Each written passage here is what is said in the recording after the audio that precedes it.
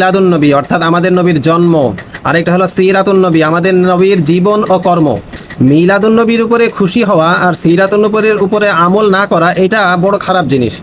মিলাদুন নবীর উপরে খুশি তো আবুল আহাব হয়েছিল এবং কি খুশি হয়ে সে তার বাদীকে আজাদ করে দেয়, কিন্তু তার এই বাদীকে আজাদ করা তাকে আল্লাহ তাআলার আযাব থেকে বাঁচাইতে পারে নাই, কারণ সে মিলাদুন নবীর উপরে তো খুশি হয়েছে কিন্তু সিরাতুন নবীর উপরে আমল করে নাই। এজন্য খেয়াল করবেন, নবীর মোহাব্বত এটা তো অবশ্যই জরুরি, কিন্তু নবীর মোহাব্বত এটা তখনই আসবে যখন নবীর ইতাআত আসবে। নবীর মোহাব্বত নবীর ইতাআতকে টেনে নিয়ে আসবে।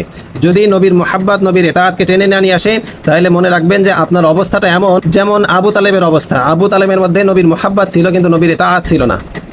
আর আল্লাহ তাআলার মোহাব্বতের জন্য আল্লাহ তাআলা শর্ত রাখছেন নবীর ইতাআত। কুল ইন কুনতুম তুহিব্বুনাল্লাহা ফাত্তাবিউনি ইউহিব্বুকুমুল্লাহ। নবীজি আপনি বলে দেন, যদি তোমরা আল্লাহ তাআলাকে ভালোবাসতে চাও তাহলে আমি নবীর অনুসরণ করো, আল্লাহ তাআলাও তোমাদেরকে